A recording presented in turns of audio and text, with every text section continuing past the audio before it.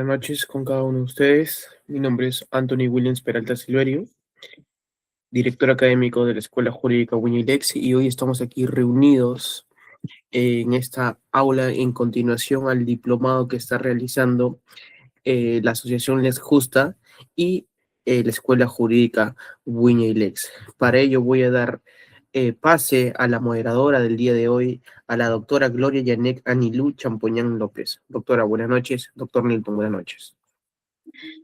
Buenas noches con todos los participantes.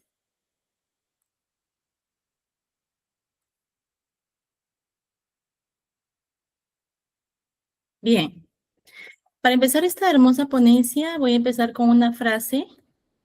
El tiempo en el proceso penal no solamente es una medida, es un derecho. Iniciamos este estudio sobre el control de plazo, la herramienta procesal que asegura que la justicia sea pronta y que la investigación avance bajo el imperio de la legalidad. Muy buenas noches, estimados participantes. Es un honor darle la bienvenida a esta sesión académica gracias a las alianzas entre Wiñay-Lex y Lex Justa y el valioso respaldo institucional del Ilustre Colegio de Abogados de Sullana. Hemos hecho posible este evento académico de alto nivel. Permíteme presentar a nuestro destacado ponente sobre su trayectoria profesional. Bien, el doctor Nilton Brian Hurtado Mendoza es un abogado por la Universidad Tecnológica de los Andes. Su sólida formación académica incluye una maestría en docencia universitaria, además de encontrarse cursando actualmente una maestría en Derecho Penal y Derecho Procesal Penal, lo que le permite combinar la pedagogía con el rigor jurídico. En el ámbito jurisdiccional, cuenta con una valiosa experiencia en el sistema de justicia, desempeñándose como asistente jurisdiccional del módulo penal de Abancay en la Corte Superior de Justicia de Apurímac, labor que le otorga una visión interna y práctica en la Administración de Justicia Penal. También vale destacar su liderazgo en el sector académico y gremial, siendo el presidente del Centro de Estudio, Escuela de Jurista y miembro activo del prestigioso Círculo de Litigación Oral Lex Ex Vita. Gracias a su capacidad analítica y manejo de la técnica procesal, es un reconocido ponente a nivel nacional en materia penal, participando constantemente en foros que debaten las reformas y garantías del sistema acusatorio. Bien, sin más preámbulo, lo dejamos con el doctor para dar inicio a esta importante sesión. Adelante, doctor. Tiene la palabra. Muy buenas noches. Muchísimas gracias, estimada Gloria. Agradecer al Centro de Capacitaciones Wiñay-Lex, también a Lex Justa por la invitación al diplomado especializado. Bueno, para iniciar con el tema, me gustaría que me ayuden compartiendo las diapositivas que les he mandado, por favor. Sí, doctor. Yo me voy a comprometer ahorita en compartirlo. Ya. Bueno, el tema que se me ha encomendado es el tema del control de plazo, ¿no? Recordemos que el control de plazo es un mecanismo jurídico que nuestro actual Código Procesal Penal lo incorporó debido a que había deficiencias en los procesos penales con el Código de 40, ¿no? Y bueno, más allá de verlo legalmente, en la práctica es donde que se vio muchas deficiencias, ¿no? Por ende, la frase que la compañera indicó hace alusión a cómo nosotros podemos delimitar qué es lo permitido, qué es el exceso y cuál podría ser una reducción y cuál es el beneficio por ende, ¿no? Y como operadores del derecho, nosotros tenemos la capacidad de poder analizar, hacer una crítica, etcétera. Justamente a raíz de esta crítica es lo que partió, ¿no? Bueno, la primera firmina, nosotros tenemos que recordar cuál es la estructura del proceso penal. El control de plazo, si bien es cierto, es un mecanismo, pero va a tener su oportunidad procesal para ser planteada.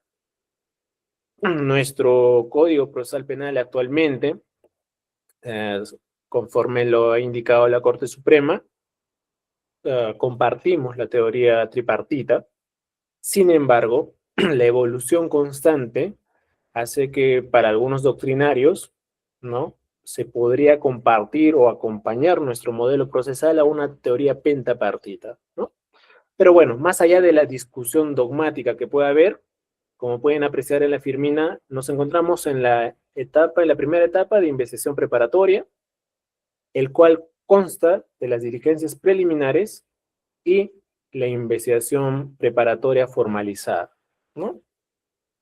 Recordemos algo, si nosotros hablamos en derecho, y siempre lo recuerdo en todas las ponencias que se me permite dar, en el derecho es importante la terminología, es decir, cuando se ha instaurado cada institución, cada etapa, cada mecanismo, cada parte, cada descripción, lo que el legislador ha permitido, lo que la doctrina nos ha acompañado, lo que la evolución del derecho nos ha permitido, es que la terminología va a estar direccionada a algo. Si yo le hablo a ustedes de diligencias preliminares, ¿qué quiere decir? Son actuaciones previas.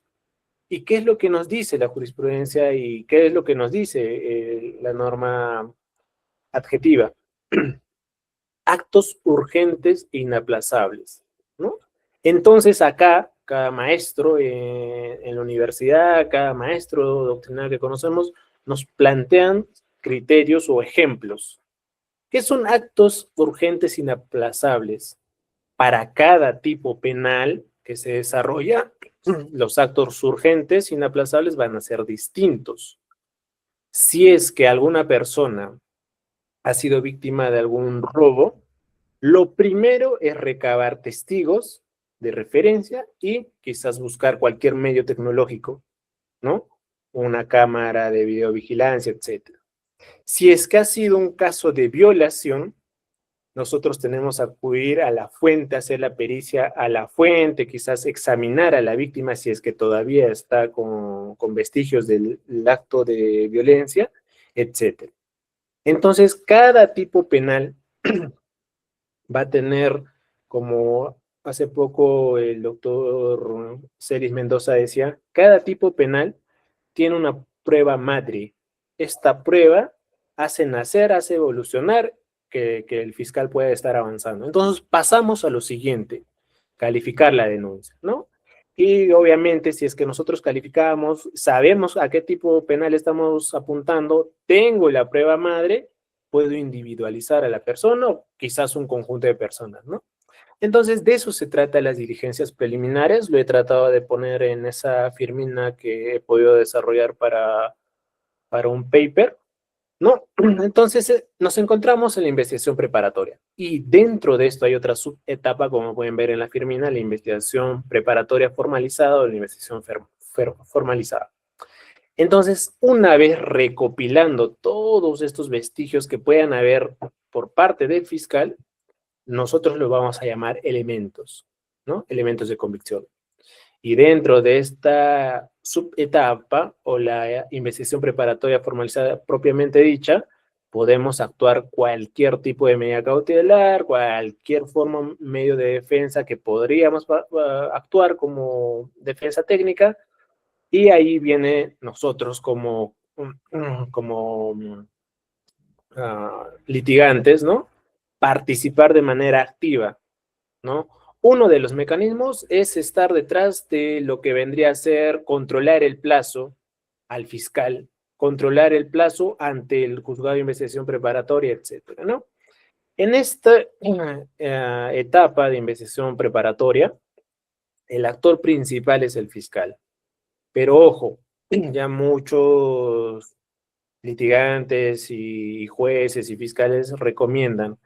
Nosotros como defensa técnica no podemos ser una defensa técnica pasiva. Tenemos que estar viendo qué estrategia o qué giro va a tomar nuestra, ya sea como litigantes, nuestra defensa, ya sea como fiscales, nuestros propósitos, nuestros objetivos para llegar al fin que se está requiriendo, etc. Entonces, nosotros nos vamos a encontrar aquí en la investigación preparatoria, ¿no? Ahora, pasemos a la siguiente, Firmina, por favor. Hablar de controlar un plazo, a nosotros siempre se nos trata de encajonar en que el código dice tanto, la casación número tal nos dice tanto, para casos simples tanto, casos complejos tanto, y así. La siguiente, Firmina, por favor.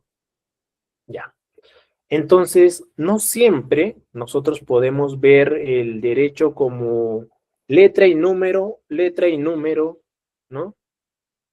Cada conceptualización que tuvo para hablar de cómo nosotros podemos controlar el plazo, en sí no controlamos un plazo. Nosotros lo que debemos controlar como operadores de justicia en un derecho constitucionalmente garantista es un plazo razonable. Inicialmente, antes de que se instaure el modelo procesal que conocemos, existían casos donde que las investigaciones podían tomarse 8 o 10 años o más. Entonces, ¿cómo el Tribunal Constitucional por ese entonces podía hacer un análisis de que si era correcto o no? Pero como operadores de justicia había un término que todos conocíamos, el derecho al plazo razonable. Entonces, este derecho al plazo razonable nos va a garantizar que nosotros como investigados, siendo las personas investigadas, se nos investigue y quizás en un posterior caso se nos acuse y se nos sentencie, pero en un tiempo justo, que no se exceda y que tampoco sea mínimo, ¿no? Si pongámonos en el hipotético caso que nuestros plazos sean muy cortos, ¿no?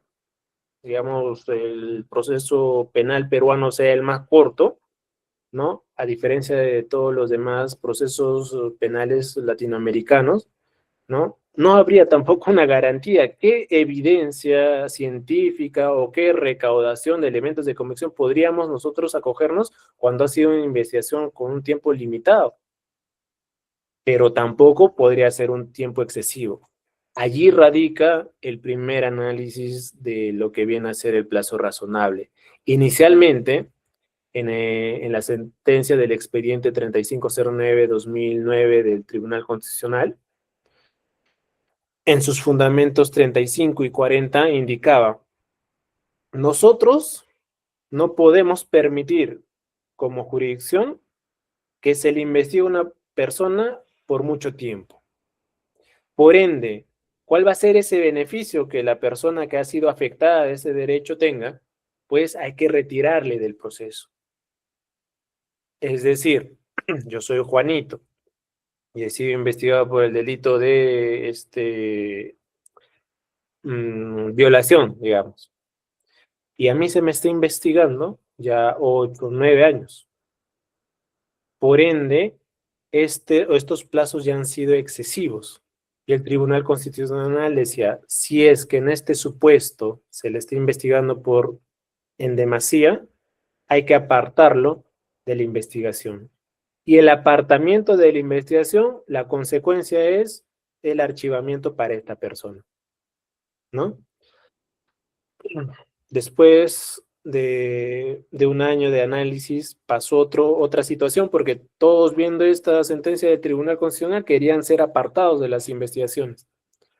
En el expediente número 5350 del 2009 también del Tribunal Constitucional en un proceso de habeas corpus, la situación era la misma, pero ojo, aquí el Tribunal Constitucional, viendo la situación, dijo, no podemos apartar a todos, porque si no, todos los ciudadanos van a venir en un proceso constitucional y van a querer ser exonerados de su responsabilidad penal.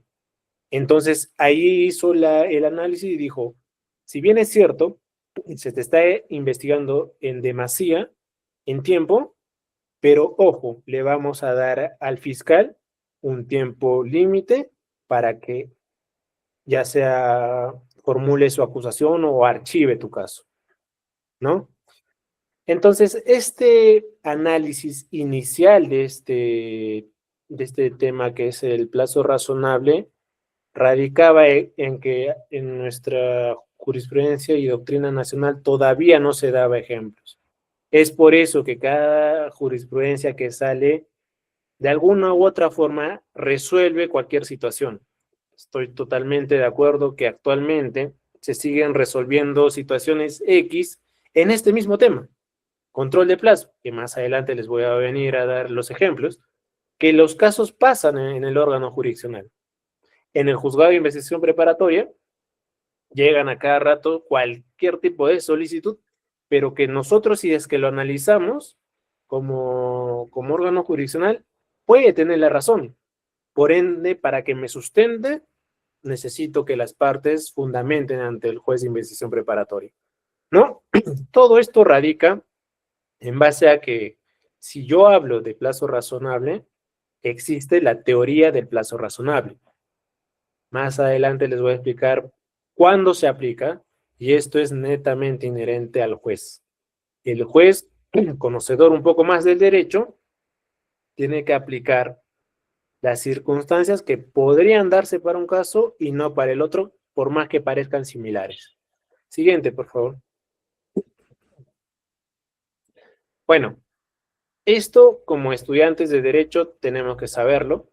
Uno es hablar de lo que ya les dije, un plazo razonable, que es hacer una inferencia a raíz de los hechos y las circunstancias y las características que pueda tener un caso en concreto, pero otro, lo que ya conocemos, son los plazos legales que hay en la etapa de investigación preparatoria. Estos plazos legales están sujetos a plazos fijos, cuantitativos, ¿no? Que podemos nosotros palpar. A raíz de esto es que existe la confusión y es una mala estrategia de litigación para aquellos litigantes que puedan ver esto como una forma de presionar. Tú tienes que saber si esto te va a jugar a favor o en contra. ¿Por qué? Se los voy a decir más adelante. Recordemos que para casos simples, en diligencias preliminares, nuestro plazo es de 120 días. Para casos complejos, en diligencias preliminares es de 8 meses y para casos de criminalidad organizada es de 36 meses. Este plazo de diligencias preliminares pasa a la investigación preparatoria en la misma cuantía. ¿Ok? Pero ojo acá, si es que mi plazo para diligencias preliminares termina hoy, 2 de febrero del 2026, y el fiscal hoy me presenta la disposición de formalización, a partir de lo que se me ha notificado va a contabilizar los otros 120 días que pueden ver en la firmina en la segunda columna. Estos son, entonces, por ende, plazos independientes. Ahora, ¿por qué es importante esto? Recordemos que existen, el cómputo de los plazos es a partir de la debida notificación. La debida notificación hacia las partes garantiza el debido proceso, que es otro derecho fundamental, al igual que obtener un derecho a un plazo razonable. ¿Ok? Estando en investigación preparatoria, una subetapa de la etapa de investigación preparatoria, nuestros plazos pueden ser prorrogables. Para los casos simples, 60 días, para los casos complejos, 8 meses y para los casos de criminalidad organizada, 36 meses. Si nosotros, de lo que les he comentado inicialmente de las sentencias del Tribunal Constitucional, todos se enmarcaban en casos donde lo del tiempo de investigación era en demasía. Y vámonos a aquellos casos que son de crimen organizado. Si nosotros lo vemos objetivamente, los plazos son todavía en demasía, ¿no? Aquí hay algo que, si bien es cierto, creo que el concepto es que estos casos de criminalidad organizada, muchos de estos son estructuras muy complejas transnacionales. Y por ende, el fiscal peruano, para ir a investigar o hacer actuaciones en otros países, es un poco más complejo.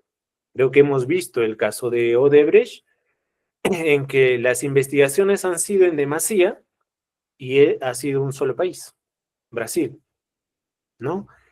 Imaginémonos algunos casos de trata, de narcotráfico, que trascienden no solo 2 países, sino 4 o 5, ¿no? Acá existía el primer debate de que si todavía se podría considerar los plazos los plazos legales para los casos de criminalidad organizada excesivas. Considero que acá hay un pequeño datito. ¿Por qué todavía sigue en este estándar? ¿Por qué no se reduce? Porque lo mejor sería que se reduzca, porque en algún momento, como dicen que las Cortes Superiores de Justicia son casa de jabonero, el que no cae resbala, en algún momento nos puede tocar a nosotros ser la parte agraviada. ¿Y qué es lo que vamos a querer? Siendo operadores de justicia, vamos a querer que la justicia llegue pronto. Que el que me ha agredido, lesionado, robado, hurtado, no sé, lo que fuese, pague con una pena justa y que por ende se me considere a mí, digamos, lo que yo haya podido solicitar, y así de alguna otra manera mi agravio sea resuelto, ¿no? Por el órgano jurisdiccional. Entonces, aquí existe un pequeño tema. Todavía existe, según el reglamento del Ministerio Público y también del Poder Judicial, el tema de la sobrecarga procesal. O sea, yo sé que algunos, los que ya han podido tener la oportunidad de estar ya sea en el Poder Judicial o en el Ministerio Público, han escuchado de la carga procesal. Es cierto, no es una justificante, pero ya ha sido reglamentado. Es decir, tampoco podemos nosotros suprimir los plazos porque no queremos que alguien que ha sido injustamente acusado sea sentenciado, y tampoco queremos que sea alguien que sea culpable sea sobreseído, ¿no? Creo que los operadores de justicia, el fin supremo es que no se equivoquen o no hayan falacias en estos 2 aspectos, 2 extremos. Entonces, los plazos, para hacerles un recordaris nada más, no se encuentran ya en el Código Procesal Penal. El Código Procesal Penal indica simplemente 60 días y a partir de ahí el plazo que fije el fiscal. Pero si revisamos la casación número 2/2008 de la libertad, nos indica el plazo para los casos simples. La casación número 144/2012 Ancash, de la misma forma la casación número 599/2018 en Lima, ¿no? Entonces la jurisprudencia nuevamente en este instituto, en esta institución jurídica, nos ayuda a resolver cuál va a ser el criterio. El único que tiene quizás un acortamiento es en los casos simples, como pueden ver en el cuadro, ¿no? Que ya te da, entre comillas, un mínimo de tiempo, ¿no? Que igual para un fiscal no es suficiente a veces, ¿no? Siguiente, por favor.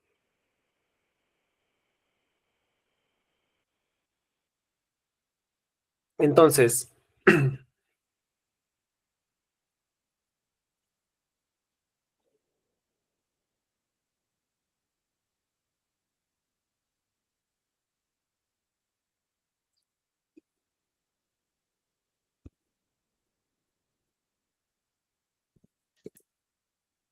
ya. Uno arriba, por favor. Ahí. Entonces, ¿qué vendría a ser para nosotros el control de plazo? ¿No? El control de plazo es una herramienta de litigación, también es un mecanismo jurídico importante que nos da la posibilidad de ir ante el juez de investigación preparatoria para indicarle que se nos ha lesionado, se nos ha afectado un derecho en específico, que en este caso es el plazo razonable. Simplemente ello. Y el resto, como ya han podido ver, es algo que se da antes de llegar al top del proceso penal, que es el juicio oral. Entonces, puedo hacer controles, puedo hacer solicitudes, puedo ir ante el juzgado de investigación preparatoria e indicar que el fiscal se está excediendo en sus facultades o está haciendo un retardo excesivo, ¿no? Siguiente, por favor. Las consecuencias cuando un litigante, porque el control de plazo te lo va a hacer el abogado litigante, la defensa técnica, ¿ya? ¿Y qué es lo que va a obtener? ¿Qué es lo que va a querer cuando él plantee la solicitud de control que se convoque a la audiencia de control de plazo? Que se le otorgue un plazo para la emisión de una decisión. Es decir, el juez de investigación preparatoria va a exhortar al fiscal que dentro de un plazo razonable emita una decisión. Si nos encontramos dentro de las diligencias preliminares, le va a indicar o bien archiva o bien formaliza. Y si nos encontramos en la investigación preparatoria formalizada propiamente dicha, le va a indicar o bien acusa o bien sobresee. O, en el mejor de los casos, hace un requerimiento mixto. Bueno, consecuentemente de ello, lo único que se puede hacer, conforme a lo que nos indica la normatividad adjetiva, es ir ante el órgano de control del Ministerio Público y que se inicie un proceso de control interno hacia el fiscal que ha incumplido el plazo. ¿Ok? Solo estas dos aseveraciones primero, debido a que no muchos litigantes conocen ello y no saben cómo presionar al fiscal por la práctica que tengo. Lo mejor es ir ante el órgano de control del fiscal y indicar y presentar la solicitud, tiene un tiempo para emplazarlo, tiene un tiempo para comunicarlo y que se inicie un proceso interno hacia él. Debido a que van a ver ustedes en la práctica que a veces el control de plazo, si no se hace de manera incisiva, es un saludo a la bandera, es un mero formalismo, ¿no? Más adelante les voy a explicar el por qué. Siguiente, por favor. Entonces, ¿qué necesitamos nosotros para presentar un escrito solicitando el control de plazo dentro de mi proceso penal o quizás dentro de las diligencias preliminares? Primero vamos a hablar que para que sea admisible, tiene que contar que yo como afectado garantice o fundamente que ha habido un excesivo plazo de duración dentro de las diligencias preliminares o la investigación preparatoria. ¿Y cómo voy a ir? Justamente, si recordamos las firminas anteriores, había un cuadro. Si yo estoy, me llega, digamos, una persona va y denuncia. ¿Cómo yo me entero? Cuando a mí se me llega el auto de la apertura de diligencias preliminares. Esta disposición de apertura me indica a mí que fulanito fue a la comisaría tal, indicando que yo realicé tal cosa, suscrito en el artículo tal, por lo tanto, se me apertura las diligencias preliminares para ver, para que se actúe todo, o qué es lo que yo tengo que decir, o qué es lo que se puede aportar más por parte de la parte agraviada para que a mí se me siga investigando quizás. Entonces, a partir de que ha llegado esa notificación a mi casa, yo empiezo a contar los 120 días en diligencias preliminares. Caso contrario, si es que ya pasé esta subetapa y a mi domicilio llega el auto de formalización de investigación preparatoria, a partir de allí también cuentan mis 120 días. Entonces, si es que yo, como investigado, o yo, ya imputado formalmente, pasa el día 121, podría estar analizando como parte afectada presentar un control de plazo, ¿no? Requisito número 1, que el plazo legal sea notorio, sea debidamente validado. Segundo, debo acompañar todos aquellos actuados que sean objeto de la causa. Las disposiciones, las providencias de apersonamiento, qué sé yo, los escritos previos míos, si es que ya le he pedido al fiscal, porque es requisito solicitarlo primero ante el fiscal. Y si es que el fiscal no te hace caso o te rechaza o te dice que no estamos en el día 121, todavía estamos en el día 110, eso es un recaudo que va a permitirle al juez verificar si efectivamente es, como dices tú, siendo el afectado o en verdad tiene razón el fiscal. Siguiente, por favor. Entonces, si es que ya se nos ha admitido, ¿cuáles van a ser los requisitos de procedibilidad que van a tener? Si es que en el mejor de los casos se nos declara fundada o en el caso contrario infundada. Primero, solo participa o solo lo puede solicitar el que está siendo afectado. Es decir, yo vi hace poco que vino la hermana del investigado. La hermana del investigado no puede presentar a título propio una solicitud de control de plazo. Por más que diga que su hermano está recluido, etcétera, o está mal, o está enfermo, etcétera. Hay otros mecanismos de presentar, ya sea con la huella digital del que está enfermo quizás, y la constancia de su historial clínico, etcétera, que está siendo atendido, lo que fuese. Entonces, es requisito que solo lo presente el que está siendo afectado. ¿Y por qué? Se preguntarán ustedes. ¿Por qué no otro? Acá no, creo, quizás ustedes habrán escuchado que a veces la Corte Interamericana de Derechos Humanos dice que si es que el afectado primario no puede hacerlo, ahí puede estar otro tercero legitimado que también ha sido afectado.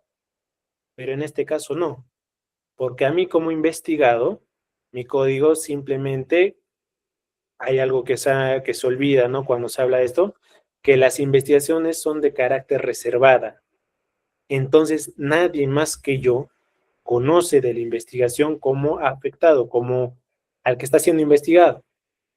No le incumbe, digamos, a mi esposa, a mi mamá, a mi papá, etcétera, por más que vivan conmigo, porque la investigación se me está haciendo a mí. Y yo también no me puedo dar por ya sentenciado. La presunción de inocencia para estos casos es donde hay un quiebre, ¿no? Por eso simplemente dice, solo el afectado y reconozcamos que es un derecho fundamental. Entonces, el derecho fundamental a obtener un plazo razonable es solo para la persona que está siendo investigada. No estamos investigando a otra persona o porque me están investigando 121 días a mí, mi mamá ya se puede poner mal, mi papá ya se puede poner mal. No cabe la posibilidad en este supuesto, en esta institución jurídica. Segundo, que hay un requerimiento previo ante el fiscal.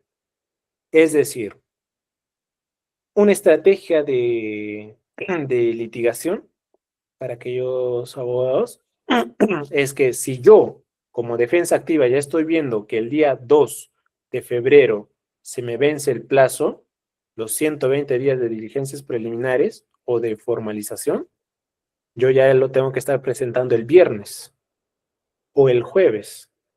En el mejor de los casos, semanas antes, avisando al fiscal que esta investigación preliminar va a finiquitar su plazo legal el 2 de febrero. Yo no puedo ser una defensa pasiva y recién esperar el 2 de febrero a las 4 de la tarde y presentar el escrito. ¿Ok?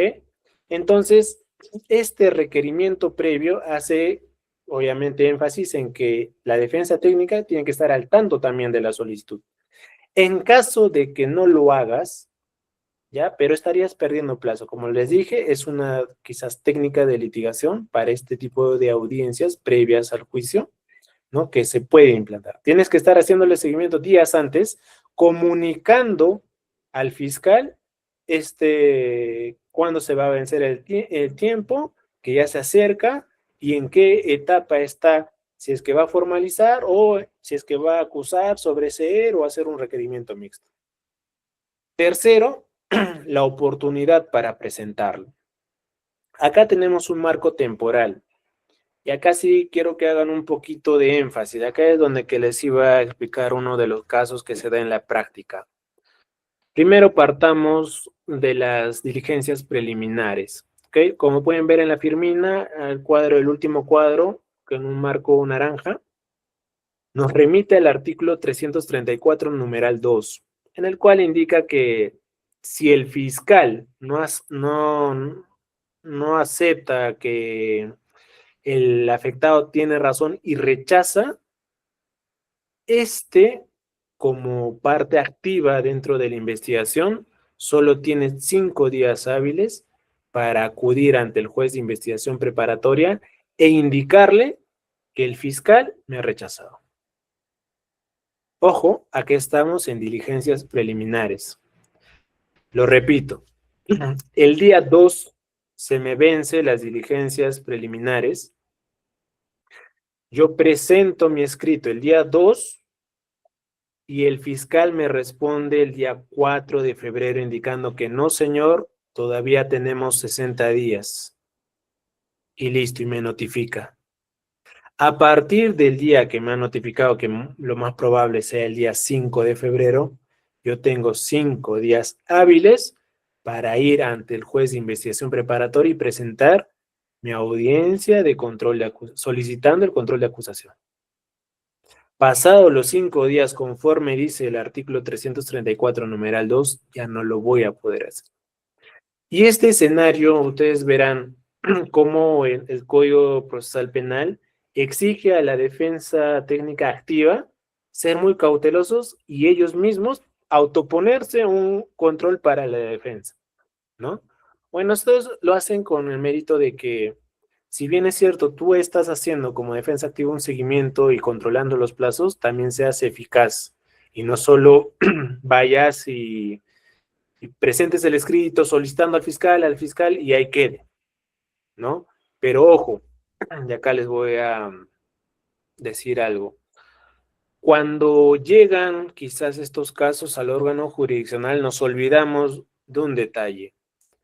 Si es que el día 2 de febrero ha pasado el tiempo máximo para las diligencias preliminares y por X razones yo lo presento el 2 y me han contestado el 4 o el 5 de febrero el fiscal, del 2 al 5 han pasado 3 días, que también han sido en demasía.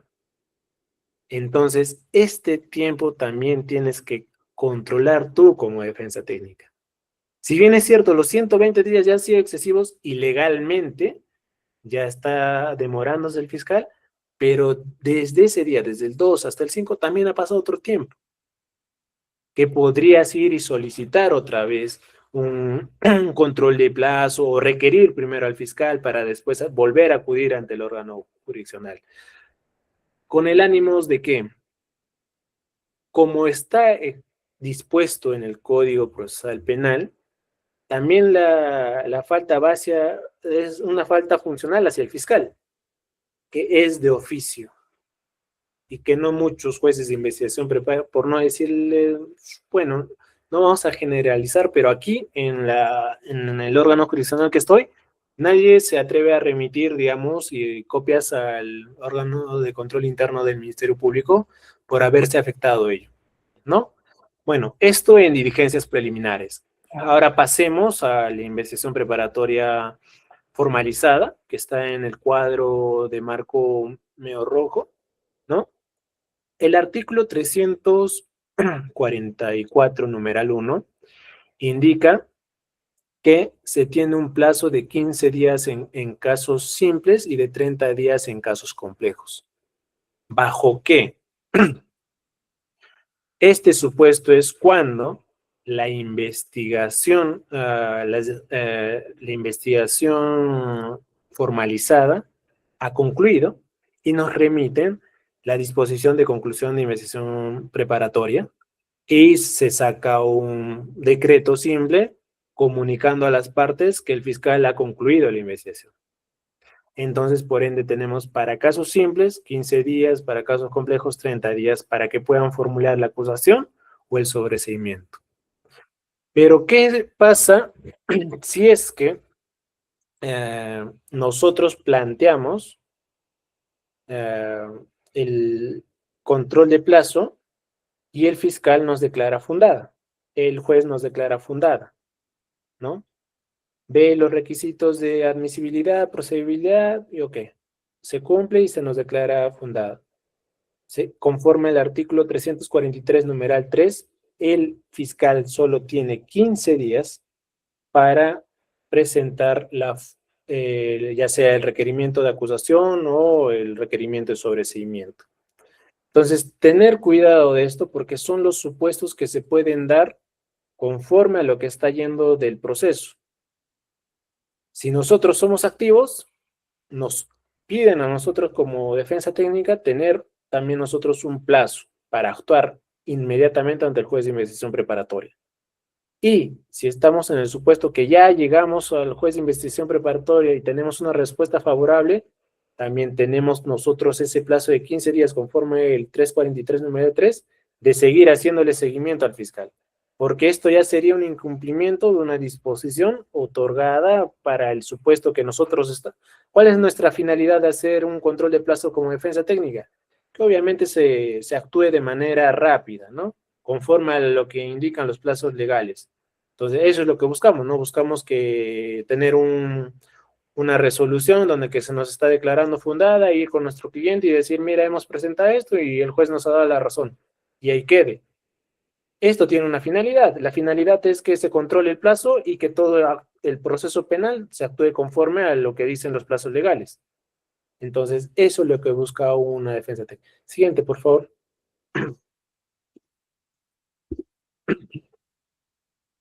Ahora, ¿cómo se va a llegar a la etapa de la audiencia de control de plazo? Primero, hay que ver dos puntos, ¿no? Cuando se convoca audiencia, lo que pasa también, y ustedes tienen que hacer seguimiento, porque no creo que sea solo en este órgano jurisdiccional, cuando uno va y presenta la solicitud de control de plazo, esto tiene que hacerse seguimiento porque si bien el especialista de causa tiene que hacer un pequeño control, ¿no? Me está presentando, supuestamente venció ayer, ¿para cuándo lo programo? Ya lo vamos a programar para el 1 de abril. Han pasado 30 días más, 60 días más. Entonces yo como defensa no quiero ello también. Lo razonable es que nosotros también estemos ahí de manera incisiva, tanto ya sea con el juez directamente, si es que se puede, o quizás con los especialistas de causa que ven que les haya podido tocar el caso, ¿no? Pero bueno, convocar la audiencia es poner de conocimiento primero al fiscal. Y como estamos viendo el tema de los plazos razonables, también nosotros como especialistas de causa, en un plazo razonable, debemos convocar audiencia para debatir los fundamentos. No es razonable, por más que la agenda está apretadísima, porque eso ya también les digo, o sea, la agenda es cierto que está apretada, pero hay audiencias que se pueden acortar. Una audiencia de control de plazo debatiendo si es que se ha excedido o no, estamos en día tal, y con todos los recaudos que están con fechas y con las constancias de notificación que están con firma, no me va a demorar más de media hora. Entonces, si yo tengo otra audiencia de tutela que está programada 2 horas o 1 hora y media, le podemos acortar media hora y poner esa audiencia. Entonces, esto también es un poco de ir y si es que el especialista que está viendo tu caso no te da, vas con todo tu documentación, con el reglamento, con el código que dice un plazo razonable, viendo, hablas primero con el juez, primero el especialista, luego el juez, si el juez no te da la razón, con el administrador del módulo, ¿no? Y ya si es que ellos no te dan la razón, tienes otra instancia todavía, te vas y haces una pequeña queja ante el ODAN, ¿no? El órgano de control del Poder Judicial, y puedes todavía hacerlo, porque recuerden que nuestro objetivo como de abogados litigantes es que se cumpla el plazo según a mi estrategia. Si yo sé que tengo todos los recaudos, ya así me acusen, y acá yo tengo una pericia que esto es para sobreseer según la jurisprudencia tal, según la doctrina tal, que dice que para estos casos ya no es necesario solo esto, yo tengo cómo ganar el caso, ¿no? Entonces tengo que ser incisivo en ello. Siguiente, por favor.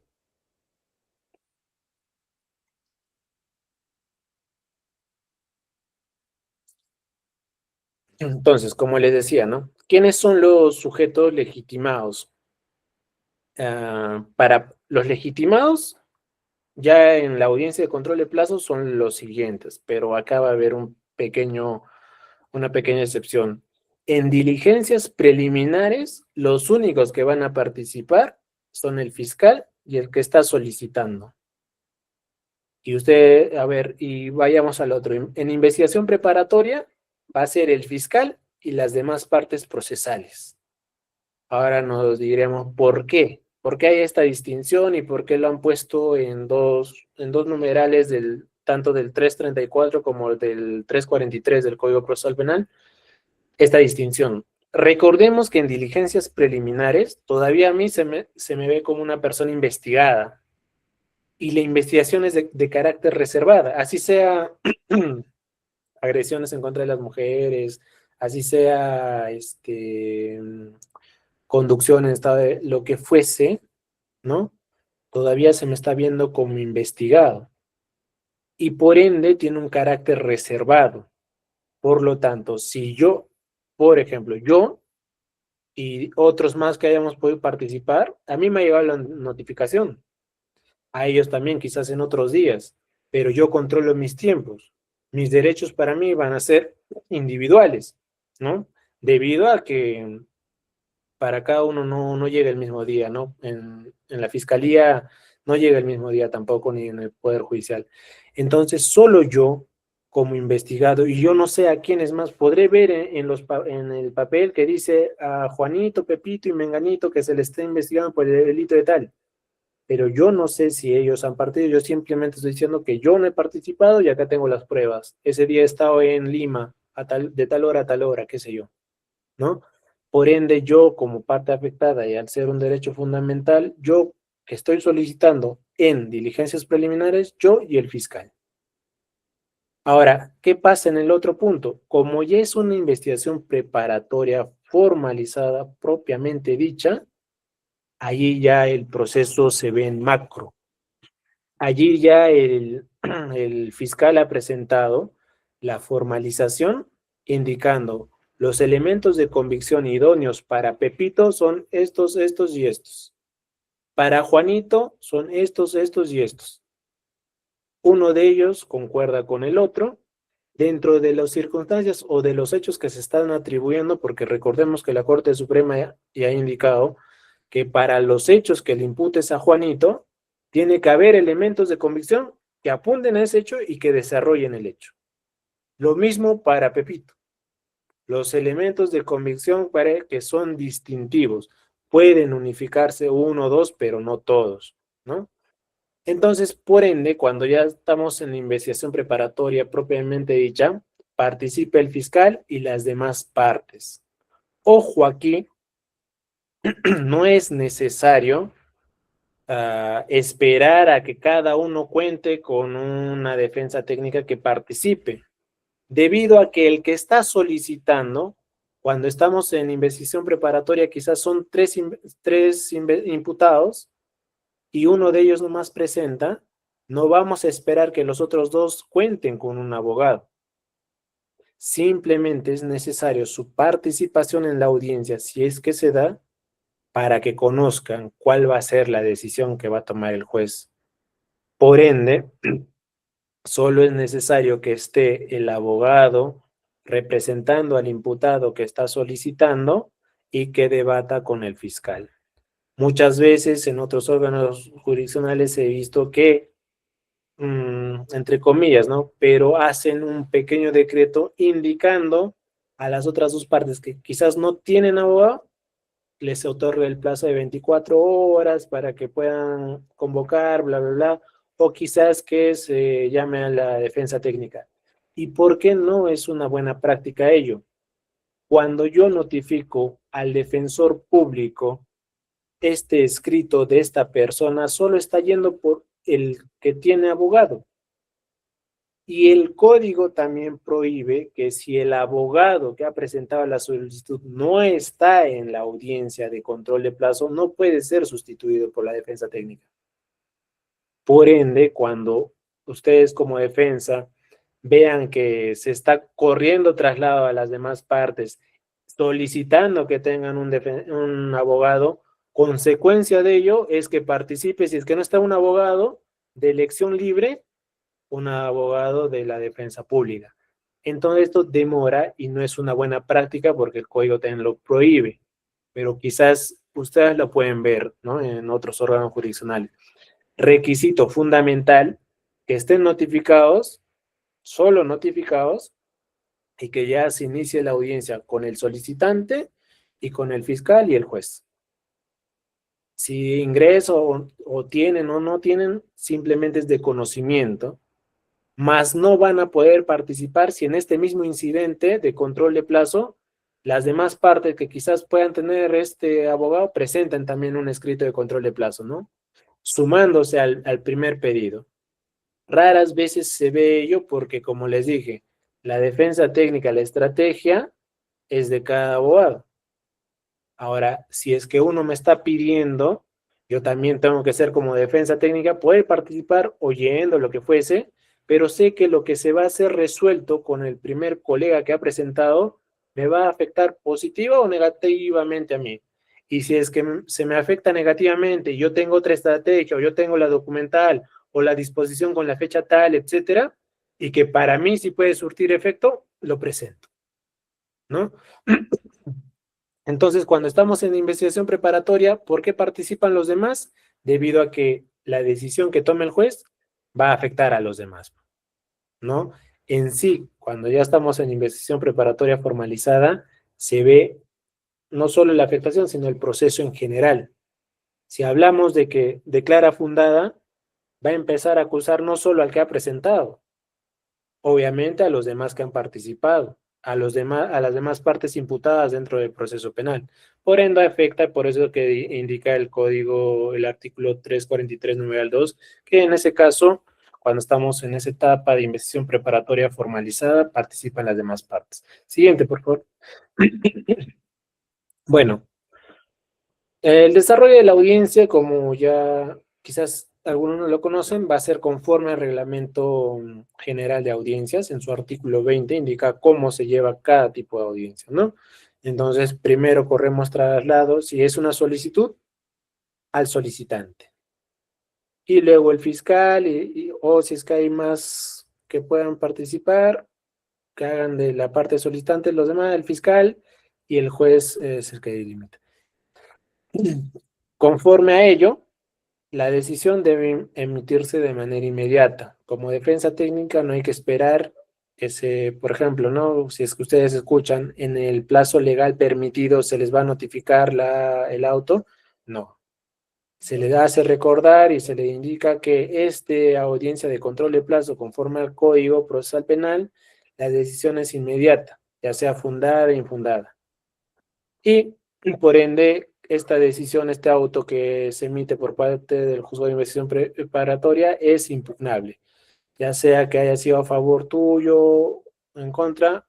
Si ha sido en contra, tú como defensa técnica vas a poder apelar, o el fiscal, si no está de acuerdo, lo que fuese, va a poder impugnar. Son muy pocos los casos de apelación de estos autos de control de plazo. ¿Por qué? Nosotros cuando presentamos, indicamos las fechas, la fecha de la emisión de la disposición o del auto de formalización o de conclusión de la formalización, y ya existe una fecha dada, y existe una fecha de notificación o de recepción. Los autos que son de conclusión de la investigación preparatoria solo se notifican a las casillas electrónicas en caso que los tengan, entonces los plazos son más cortos. Y si es que una parte no lo tiene y vive quizás en Pasco, qué sé yo, un lugar lejos, entonces ahí los plazos para él se le van a extender, ¿no? Pero ¿Por qué no se dan mucho el tema de las apelaciones? Porque ya los plazos están definidos legalmente, salvo ciertas excepciones como pasó en el caso de la expresidenta Dina Boluarte, ¿no? Que se vio en la etapa de diligencias preliminares hasta cuándo, ¿no? Casos peculiares como ello, sí. En caso de que quizás tú no lo veas una vía que te ha salido favorable, como podemos ver otra institución o otro mecanismo para defender a nuestro patrocinado, podríamos cuestionar ya dentro del proceso alguna afectación con cualquier otro medio, ¿no? Una tutela de derechos, etcétera, ¿no? Bueno, eso sería todo por parte mía, esperando haber sido de su agrado. En caso de que hubiese alguna pregunta, gustoso de responderla. Agradecemos al doctor Milton Hurtado Mendoza por su brillante exposición. Ahora vamos a abrir el espacio de preguntas. Invitamos a los asistentes a realizar consultas claras, concisas, para que todos tengan la oportunidad de intervenir. Se sugiere dejar en la cajita de comentarios su pregunta o levantar la manito para darle la participación.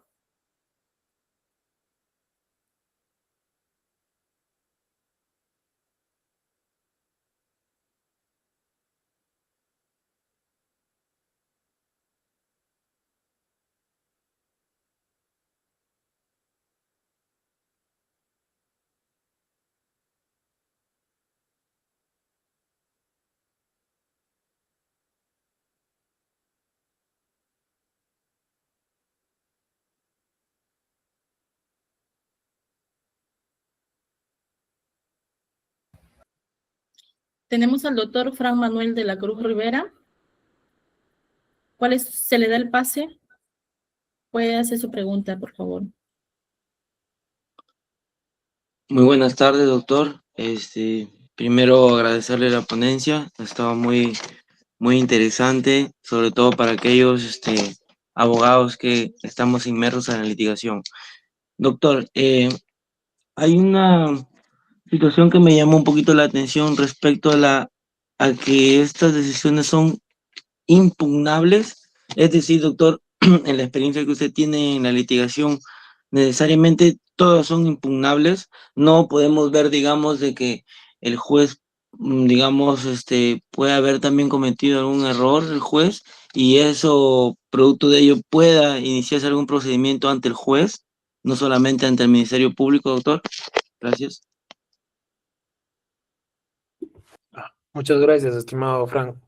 Impugnable, es decir, que no vamos a estar de acuerdo con la decisión que haya tomado el juez, ¿no? En caso de que el juez se haya podido equivocar y quizás se ha parcializado con, pongamos el ejemplo, ¿no? Yo como defensa técnica he presentado y pese a que he presentado mal, se me ha declarado fundada. Obviamente el fiscal va a poder impugnar. Entonces, allí va el control, ¿no? Que se puede hacer ante el juez, que puede estar equivocado, ¿no? El juez se puede haber obviado ciertos plazos, lo que fuese.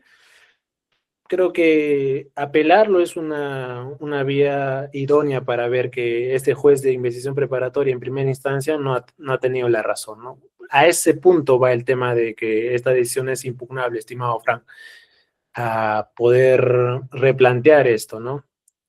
Obviamente, si el juez se ha equivocado, hay un mecanismo que es la apelación, que es por eso que dice, esta decisión es impugnable, o sea, se puede apelar. Claro, claro, doctor.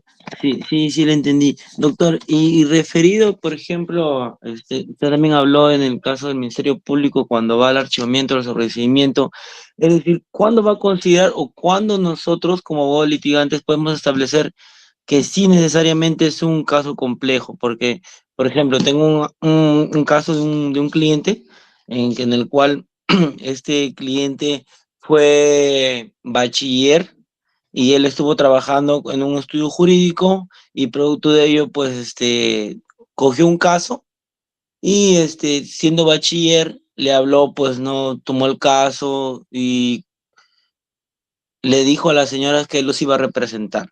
Entonces, bueno, este señor o este bachiller dejó, ya se tituló y todo, y después ya no pudo cumplir, o digamos la señora esta que fue su patrocinada se dio cuenta que él en el tiempo que estaba hablando no era un abogado, o sea, no estaba aún colegiado. Entonces, por ello es que a él lo están denunciando por estafa. Y lo último que me ha dicho es una disposición fiscal, en el fiscal está pidiendo 30 días más por considerar un caso complejo. Doctor, ¿ahí cómo podríamos aplicar el control de plazo, ya que al ser, digamos, una estafa o una presunta estafa, ¿se podría considerar un caso complejo? Ya. Esto de los casos para determinar si es un caso complejo, el código nos indica ciertas actuaciones, digamos, que demanden de pluralidad de imputados o recabación de elementos de convicción que demoran, que son complejos, es decir, nos da un abanico de posibilidad para que el fiscal pueda declararlo complejo.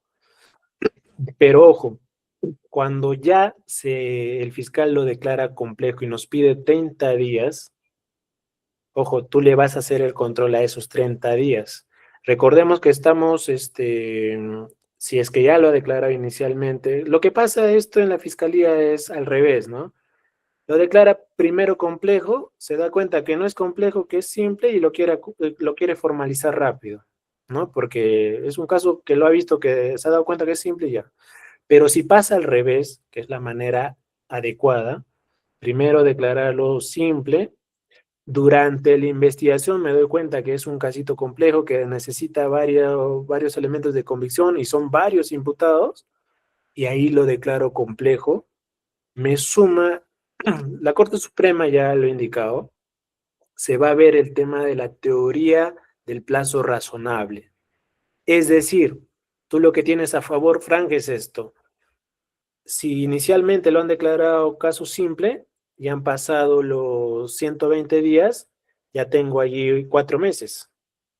Y si lo han declarado complejo, solo les faltan los 4 meses. Entonces, si dentro de eso que lo pueden sumar 4 meses más, a ti solo te están dando que lo van a ampliar por 30 días, como defensa técnica te conviene, ¿no? Pero ojo, si dentro ya ha pasado tanto en lo que se han demorado en declararlo simple y luego complejo, ya han pasado 8 meses y lo quieren seguir pasando 30 días más, ahí es donde que tú planteas un control de plazo, indicando lo que ya te estoy diciendo, que conforme a la Corte Suprema ya ha indicado que los plazos no van a ser de cero, sino van a ser acumulativos porque no va a ser razonable, según lo que indica la Corte Suprema, que se vuelva a computar el plazo porque al fiscal se le ocurrió indicar que esto es complejo, ¿no? Se suma también lo que ya he investigado previamente. Entonces tú tienes ahí, chequéalo bien, en qué parte estás, si lo primero que te dijo lo segundo, si ya es excesivo, ya han pasado los 8 meses y pese a eso te están pidiendo 30 días más, tú presentas un control de plazo. Primero recuerda que se hace el petitorio de exceso de tiempo ante el fiscal para que recién acudas al órgano jurisdiccional. Muchas Ok, doctor. gracias, doctor Frank, por su pregunta. Doctor, acá en la cajita de comentarios también tenemos algunas preguntas. Voy a dar lectura. Del doctor Denis Raquel Monaico. Bueno, su pregunta es, ¿qué reformas requiere la legislación en la temática? No es tan específico el doctor acá con su pregunta, pero esa es la pregunta que está lanzando. Recordemos que el control de plazo, aunque nos duela aceptarlo, es de mero formalismo. Es decir, yo puedo ganar y se me declara fundada y el juez otorga 15 días y ya. Es más, yo soy más malo y voy al órgano de control de la fiscalía y le empiezan a investigar, bla. Pero igual, mi proceso así cambie de fiscal. El nuevo fiscal va a decir, yo recién tomo conocimiento, necesito un plazo razonable para acusar o sobreseer, si es que ya estoy en investigación preparatoria formalizada, o si estoy en diligencias preliminares, igual.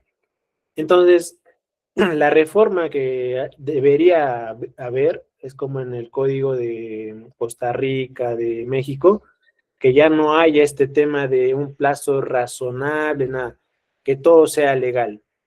Es decir, fundada el sobreseimiento, 10 días o 15 días.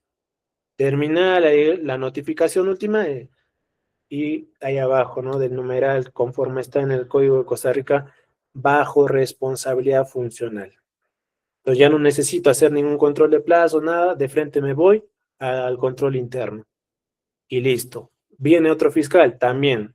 Plazo razonable, si es que ya se excedió, ya no va a ser pues otros 15 días, va a ser unos 5 días, ¿no? Y igual lo dice en el Código de Costa Rica, dice, asumió el nuevo fiscal el caso, tiene tantos días para acusar o sobreseer o formalizar. Entonces, eso es lo que nos está faltando, ¿no? Que todo ya sea literal con tema de los plazos, así como están viendo en el tema de la determinación de la pena, todo ya está encuadradito, o sea, ya no hay un margen para alejarnos de lo que dice el acuerdo plenario, ni lo que dice la Corte Suprema, etcétera. Entonces, lo mismo debería pasar en el control de plazo, ya que todo esté ordenadito con tiempos fijos, plazos legales fijos, ya uno ya sabe qué actuar y lo único que es presionar, cambio de fiscal, etcétera, hasta que acusen, ¿no? Eso sería. Muchas gracias, doctor, por su respuesta. Tenemos otra pregunta de Reina Gat Castillo Jiménez. ¿Desde cuándo empieza a contabilizar el plazo? Desde la debida notificación, estimada colega, ahí tienes que tú controlar como abogada, como abogado tú vas a tomar el plazo que llegue la notificación. Si estás apersonado al proceso, a tu casilla electrónica, ¿no? Tienes 3 días hábiles allí. Ahora, si es que conoces el caso, a partir de que el notificador del Poder Judicial deja una fecha de notificación, a partir del día siguiente de esa fecha, cuentan tus plazos. Muchas gracias, doctor Milton Hurtado Mendoza, por su destacada participación y por compartir sus conocimientos y experiencias sobre un tema tan relevante y actual. Finalmente, expresamos nuestro agradecimiento al ilustre Colegio de Abogados de Sullana por respaldar y apoyar la realización de este importante evento académico. Que tengan buenas noches. Buenas noches, muchísimas. Muchas gracias.